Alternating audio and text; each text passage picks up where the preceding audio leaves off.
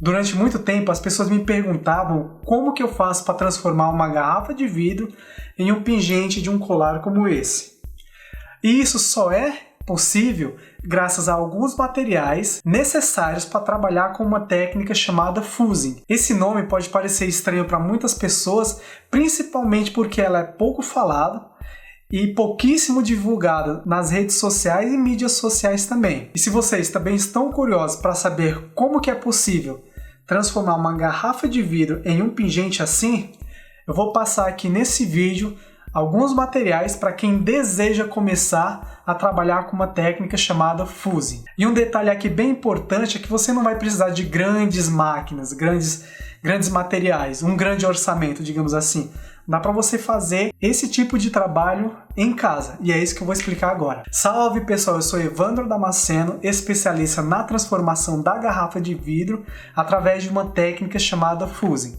E se você, assim como outras pessoas, também tem curiosidade de saber quais os materiais necessários para se conseguir chegar no resultado como esse, aqui eu vou mostrar todos os materiais básicos que você precisa ter em casa, isso caso você queira fazer esse tipo de trabalho.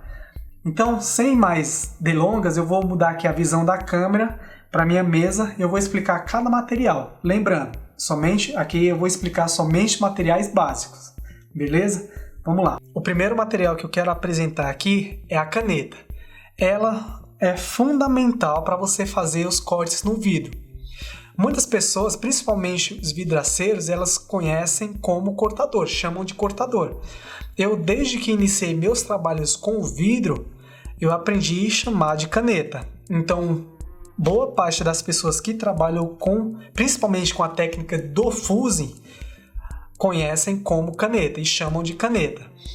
Eu gosto muito dessa em específico porque ela tem a base rotatória, ela tem essa facilidade de giro aqui. Isso facilita muito no trabalho o corte circular. Tem algumas canetas que têm essa base fixa, ou seja, ela não tem esse dinamismo aqui. E para você cortar com essas canetas de base fixa ondulado, se torna mais difícil, você tem que ter muito mais precisão no punho. Já essa aqui não, ela facilita bastante o corte de peças onduladas, circulares na verdade. Ainda sobre a caneta, desde que eu iniciei os meus trabalhos com o vidro, eu utilizo sempre as canetas da Toyo, principalmente essa TC90. Por quê? Toda caneta ela vem de fábrica já com uma espessura de corte. Um exemplo, a caneta TC90 ela corta vidros em até 18 milímetros. A partir disso tem uma perca bem maior, mas até 18 milímetros ela faz um bom corte. E como eu utilizo como matéria-prima somente a garrafa de vidro, a espessura do vidro dela não passa de 5 milímetros, ou seja, uma TC90 ela faz esse trabalho de corte, questão ao vidro da garrafa, pessoal, que eu tô falando. Ela faz esse trabalho de corte perfeitamente. Percebam também que essa caneta ela tem um cabo oco. E dentro desse cabo tem um líquido. Esse líquido aqui é o querosene que a gente coloca. A gente coloca o querosene dentro da caneta para lubrificar a ponta dela e ter um maior contato com o vidro. Ou seja, o querosene faz o trabalho de lubrificação da caneta e com isso a vida útil dela aumenta consideravelmente. Essa caneta aqui é nova, mas eu tenho uma no ateliê que eu já tenho ela há mais de 10 anos. Ou seja, se você mantém à risca as regras de uso da sua caneta, você tem aí um material de boa qualidade e de vida útil longa. O próximo material seria o querosene. Como eu acabei de explicar, ele tem a função de, além de lubrificar a ponta da caneta, aumentando a vida útil dela, ele fixa melhor a ponta dela no vidro. Ou seja, se a caneta tiver com querosene, assim que você encostar o disco dela no vidro, lembrando que a caneta ela não corta, ela simplesmente faz um risco na placa e aí você tem que pressionar essa placa para que o corte seja feito. Assim que você encosta o disco da caneta no vidro, ele fixa melhor por causa do querosene. Outra coisa aqui sobre o uso do querosene na caneta. Muitas pessoas acreditam que podem substituir, caso não tenham um querosene, pelo... como que é o nome? Um removedor. Aquele que você utiliza para tirar a tinta da mão quando você pinta algum móvel utilizando tinta óleo, tinta esmalte, enfim. E o fato é que você nunca deve substituir o querosene pelo removedor. Por quê? O querosene ele é feito à base de óleo. Você só pode utilizar na caneta produtos à base de óleo. Tem produtos específicos para isso. Se você não sabe, não conhece esses produtos, usem o querosene. Nunca devem utilizar o removedor. Por quê? O removedor ele é feito de outro tipo de material. Em outro vídeo eu explico melhor. Porém, esse material na qual é feito o removedor, ele resseca o cabo da sua caneta.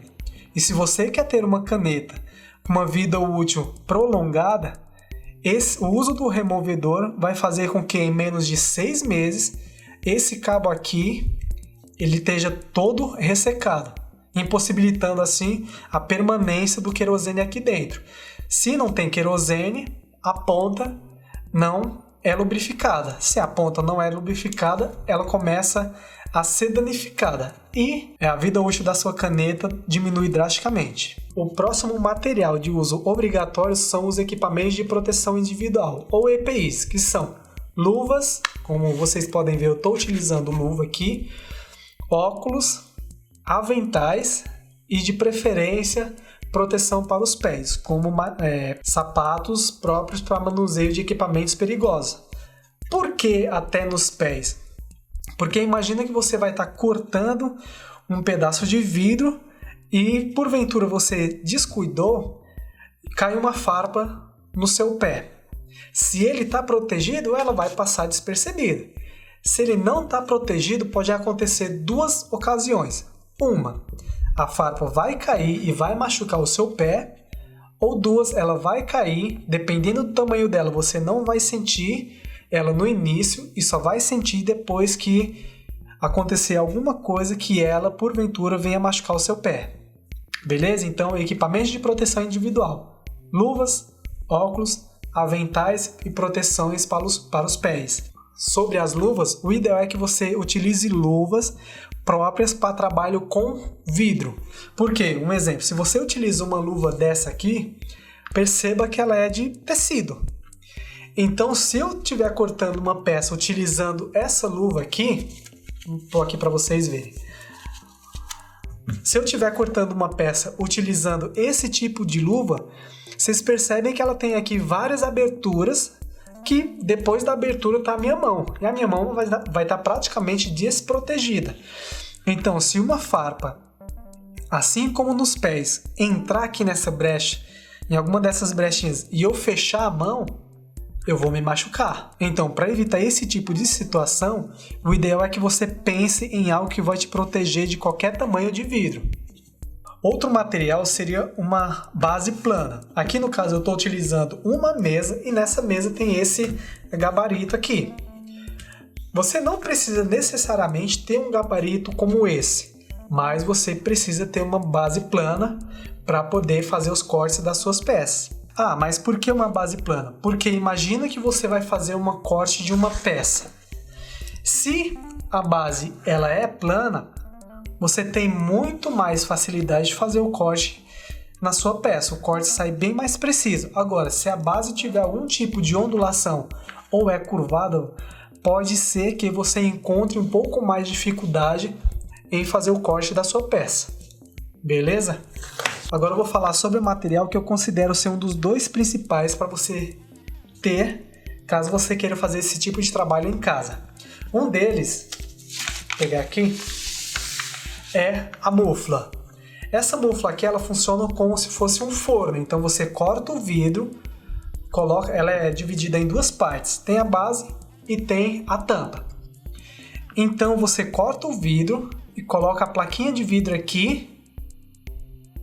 Colocou, fechou a mufla e levou para o micro-ondas. Ai, mas por que levar para o micro-ondas? Então, a junção dos dois é a seguinte: o micro-ondas ele vai gerar as micro-ondas. Dentro dessa mufla aqui, ela tem um material especial. Essas micro-ondas, ao entrar em contato com esse material dentro da mufla, vamos supor que o vidro está aqui dentro. Eita, mas...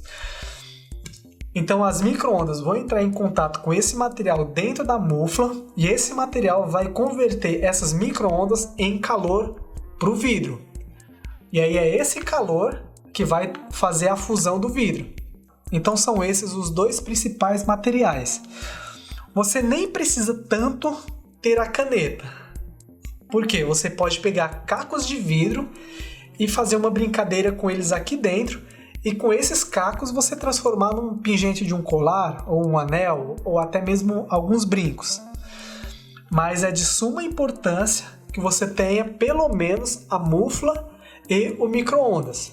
Sem a mufla você não tem um forno para fazer a fusão do vidro. Sem o micro-ondas você não tem as ondas que fazem o forno funcionar. O outro material que é óbvio seria o vidro. Eu, no caso, eu utilizo a garrafa de vidro. Eu me especializei somente na transformação da garrafa de vidro. Ah, Evandro, você consegue trabalhar com outros vidros? Claro que sim, mas eu foquei somente na garrafa de vidro. Questão a matéria-prima, eu não vou entrar muito em detalhes, porque a garrafa, principalmente, você consegue de forma gratuita e abundante. É só você ir em qualquer terreno baldio que você vai encontrar uma garrafa. Então eu não vou me adentrar muito na matéria-prima. Bom, são esses os materiais. Existem outros materiais que você precisa ter caso você queira melhorar o seu trabalho com o vidro, como alicates, brocas, pigmentos, enfim. Mas de essencial, os principais são esses. E se mesmo com esses materiais você acredita que não pode produzir nada, aqui na descrição do vídeo eu vou deixar um link para um e-book que eu criei, que lá vai ter várias inspirações de peças que você pode criar com esses materiais que eu acabei de te falar. Lógico que tem umas peças lá que vão ser pigmentadas, ou seja, além desses materiais você vai precisar do pigmento, que é a tinta do vidro também. Mas, em suma, são esses os principais materiais que você precisa. Vai aqui na descrição, o link vai estar aqui embaixo. Bom, pessoal, basicamente são esses os materiais. Existem outros, mas assim, os mais necessários, que não pode faltar, são esses que eu acabei de explicar. Se você gostou desse vídeo, se ele te causou algum tipo de reflexão, deixa sua avaliação para a gente saber se a gente está no caminho certo. E compartilhe esse vídeo para aquela pessoa que você acredita que pode ou deseja trabalhar com esse tipo de técnica também. Aqui quem falou foi Evandro Damasceno e nos vemos no próximo vídeo. Grande abraço, valeu!